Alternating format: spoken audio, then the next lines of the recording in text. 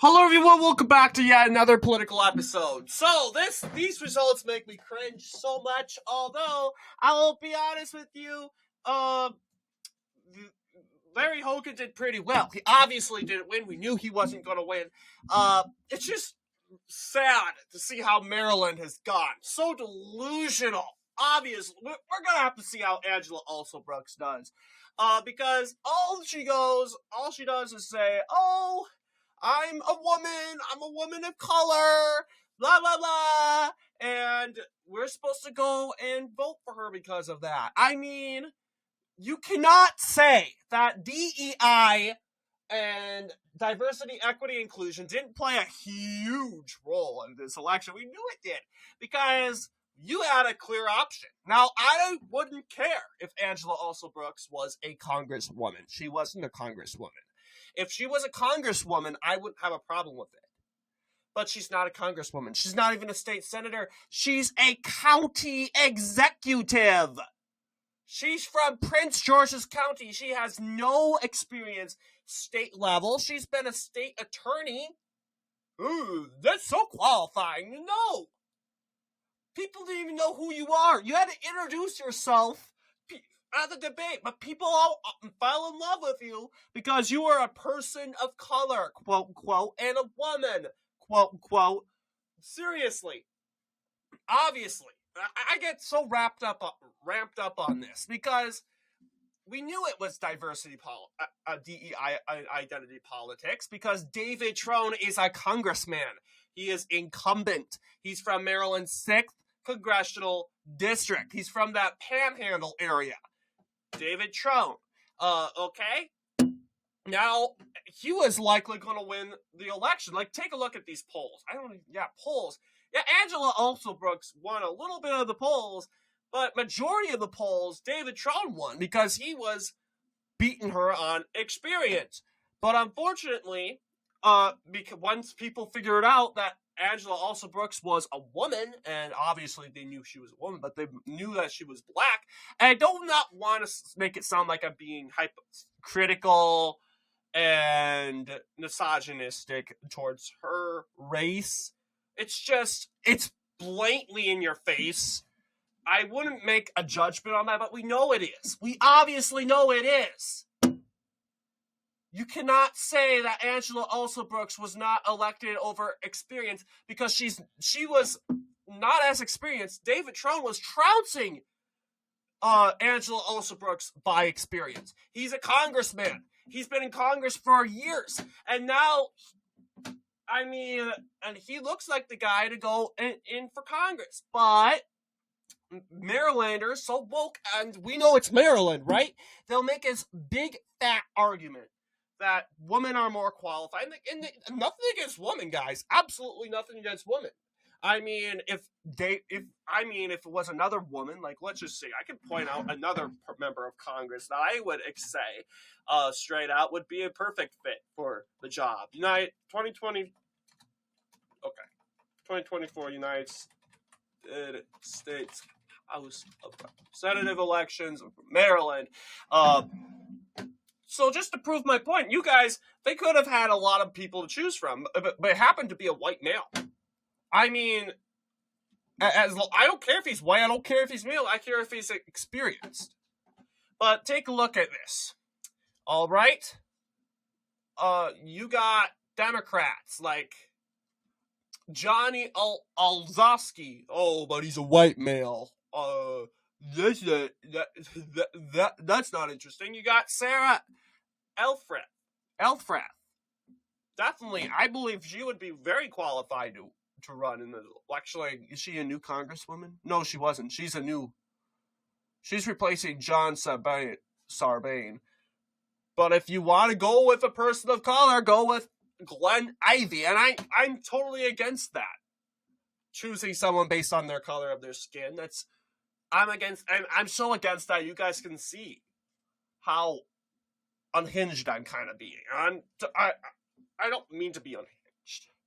It's just I'm so frustrated with the identity politics. When I say identity politics win, I mean obviously with the Delaware election and of course the Maryland election. It's just frustrating. Absolutely frustrating. Yeah, I would be understandable if Glenn Ivey got in, or even Steny Hoyer, or all these politicians, Kwesi Mafum, or all these congressmen. But you had to choose someone that's not even barely in the state level. Choose a state attorney. That is not a major office in Maryland. Yeah, it's an office, but what I'm talking about is Secretary of State, the state treasurer. People know you from that, but you're an attorney. Yes, she worked with, of course, Larry Hogan. And I don't necessarily like Larry Hogan, but Larry Hogan was way more experienced than Angela Brooks. Like, let's be honest. Larry Hogan was 10 times more experienced, and that's why he did a little bit better compared to what Democrats usually do. Take a look at 4 years ago, Ben Cardin. He carried Frederick County. Frederick County, very blue county. It's basically went. Let's see how Frederick County went for Harris. Yeah, Frederick County, very Democrat now. Not the case 8 years ago. 53% for Harris. This county went in for 54% for Republican Larry Hogan.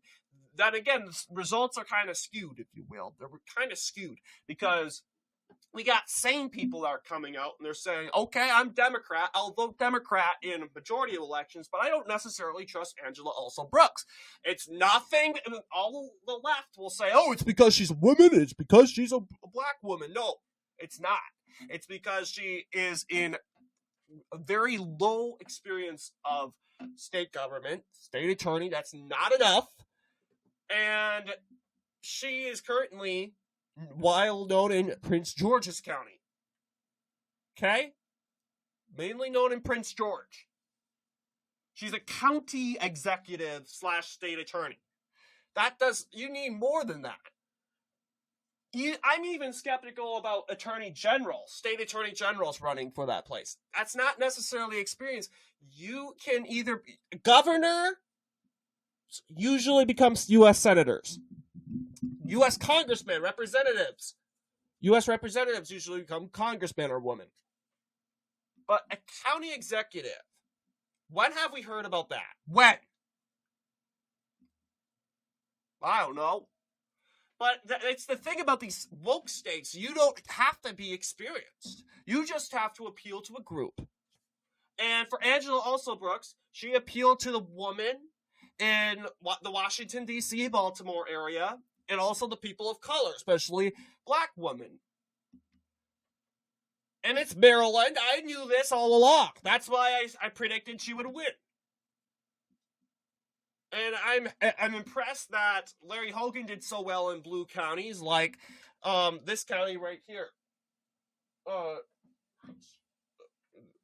This county right here, like Anne Arundel County, 53%. 44% for Angela Brooks. A 9-point win. Okay? Baltimore County, fairly close. You got also Howard County, 57%. That's pretty much what resulted to, of course, Angela Brooks doing much better. And apparently, I was kind of hoping it would look like 2018. I had some hope. Deep down in me, it would be a 2014 or 2018 where Republicans would win. I knew Hogan wouldn't win by a lot. But looking at the results, compare it to this election, this is 2018. That would be ridiculous.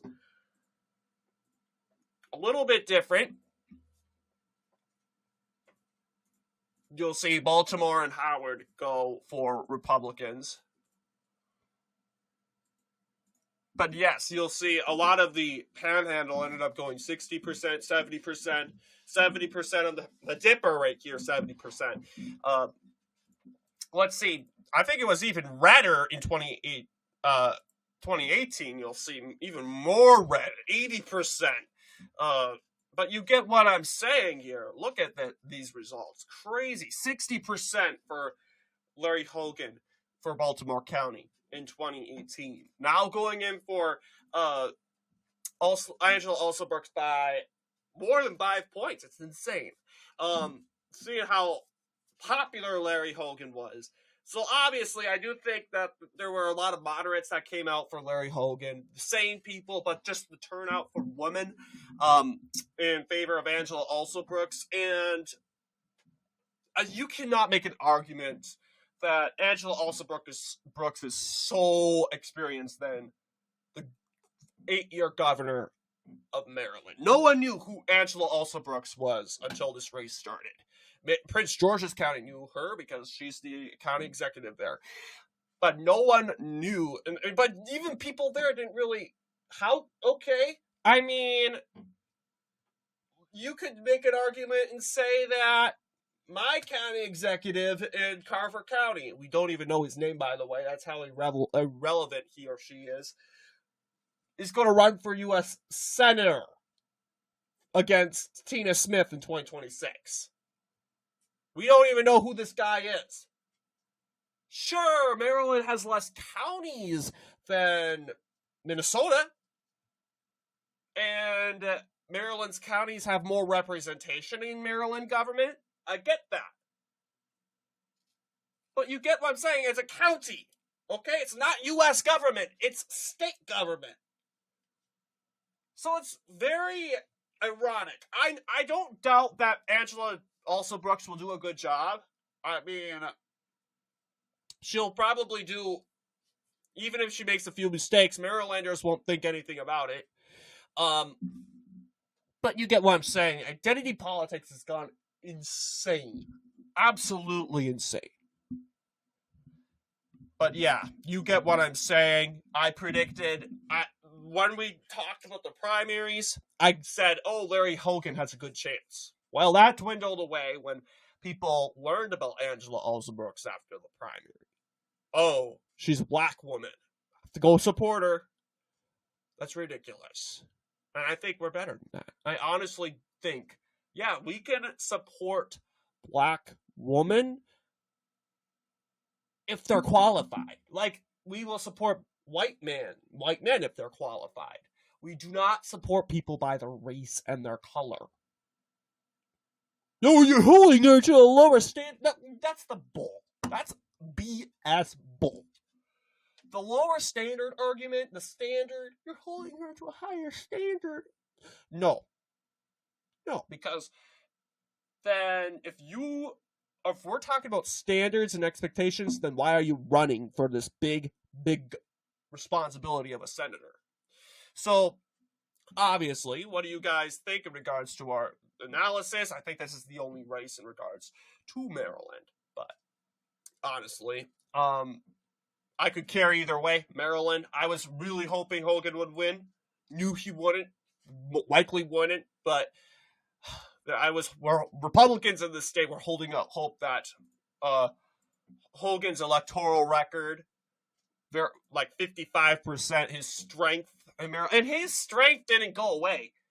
He prevailed 43% of the popular vote. That's way better than like a let's going back here, like a Bob.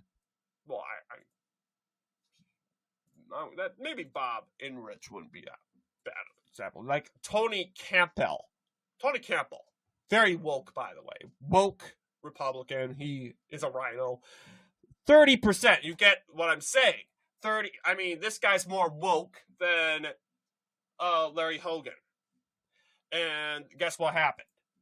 This guy performed even worse than Larry Hogan. It's not because of wokeness, it's because of strength. It's because of the ability and recognition. So yes, I have no doubt about it that Angela Alsobrooks will eventually, she's in the game now. She'll probably win I'm not doubting her. She will win re-election in a landslide. She'll perform a Ben Cardin winning 64% of the popular vote in 2030, I want to believe. Is it 2030? Next election year? Yeah, 2030. She'll perform a Ben Cardin. But just because people got to know her during this game, that's why she didn't really do best electorally, like the usual Democrat does. she should have won Anne Arundel and Frederick counties, big Democrat counties. Didn't win them. They're ancestrally Republican. That's why they went so big for Larry Hogan, because he represents the ancestral GOP establishment. But of course, all these ancestral Republicans, they're now in the Democrat camp and they're independents. But they felt comfortable going back to the Republican Party to vote for Larry Hogan because Larry Hogan represents that ticket. So I'm not a fan of Larry Hogan. I don't like Larry Hogan, but I know Larry Hogan is the best chance that a Republican can get in taking Maryland. So, I mean, we could nominate a MAGA guy, but Angela Alsobrooks would trounce the MAGA guy. She would drown that MAGA Republican. Absolutely. Because this is Maryland. It's a woke state.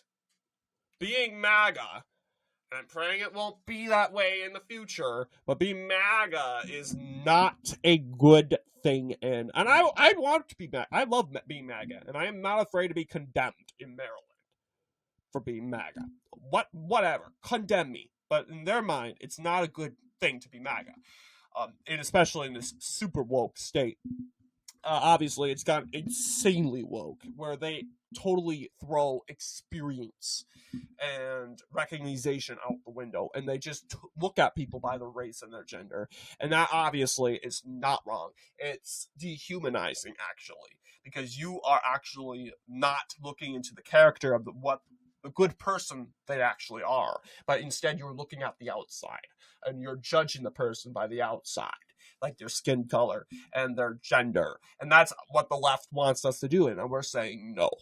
And it's like, how can you be the party of love and just, how can you be that type of party and claim that we're the party of hate when we're just calling you out on this? You cannot claim you're the party of the people when you look at people by their race and by their gender. And DEI, diversity, equity, inclusion, just throws what Martin Luther King clearly tells us. Don't judge people by their race, but judge people by their character. DEI just directly counters that. They say, no, diversity, equity, inclusion. We have to hire you on your race and your gender so you can have a chance to succeed. No, the chance that that myth that your gender and your race is holding you back is a myth. It's fake. No. Because I have yet found a job. I'm a white male, and I cannot find a job. Is it because I'm a white male? No. It's because, you know what? People aren't lucky. Some people aren't lucky finding jobs.